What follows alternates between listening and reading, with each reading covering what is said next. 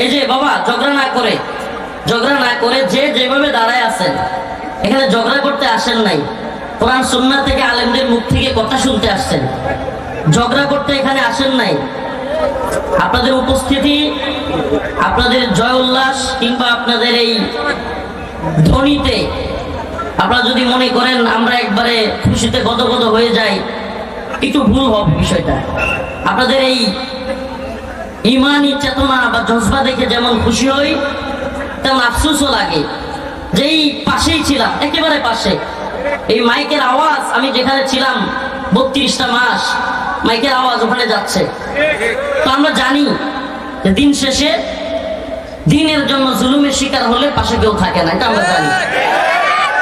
অতএব আপনাদের এই আয়োজন, আপনাদের এই জজবা কিংবা আপনাদের এই অমুক হুজুর আসছে, অমুক হুজুরের আগমন, এটা যদি আল্লাহর জন্য হয় তাইলে আলহামদুলিল্লাহ, আর যদি ব্যক্তির জন্য হয় ফায়দা নাই, এটা মনে রাখবেন। দীর্ঘদিন এখানে ছিলাম, এখানে শুধু আমি না, বাংলাদেশের সবচেয়ে বড় আলেমরাও এখানে ছিলেন। আমি নাম বললে নামের লিস্টটি বড়, একেবারে অনেক বড় হবে। আল্লাহ পাক যেন নতুন করে আর স্বৈরাচার বা জালেম এদেশে তৈরি না করেন। আমি আয়াতে কারিমা তিলাওয়াত করেছি, খুবই সংক্ষিপ্ত কথা বলবো, কিন্তু চেষ্টা করব কিছু গুরুত্বপূর্ণ কথা বলার জন্য আপনাদের সামনে। উচিত তো অনেক কথা বলা, সোয়েটার ফ্যাক্টরি, গার্মেন্টস ফ্যাক্টরি, এই সব জায়গায় কি কি সমস্যা এবং তার করণীয় কি, এসব নিয়ে কথা বলা উচিত, কিন্তু এগুলো নিয়ে কথা বলবার সময় নেই। জাতীয় আন্তর্জাতিক ইস্যুগুলোর কারণে এই সমস্ত বিষয় নিয়ে কথা বলবার সময় পাচ্ছি না।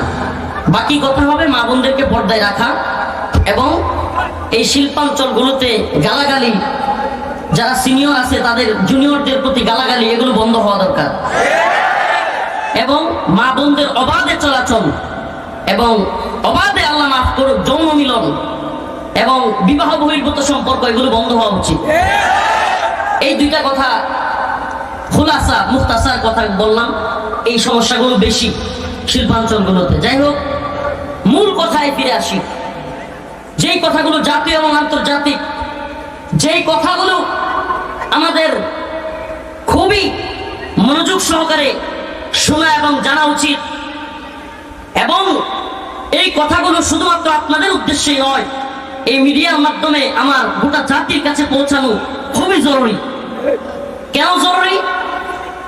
আজকে আমরা তথাকথিত গণতান্ত্রিক সেকুলার ইসলাম, সেকুলার দলগুলো তো আছেই, অনেক ইসলামিক দলগুলোর কিংবা এই রাষ্ট্রের দায়িত্বশীলদের অনেকদের মধ্যে আমরা প্রকৃতপক্ষে দেশের প্রতি ভালোবাসা কিংবা ইসলাম এবং ইমানের প্রতি ভালোবাসা খুবই কমই দেখতে পাই।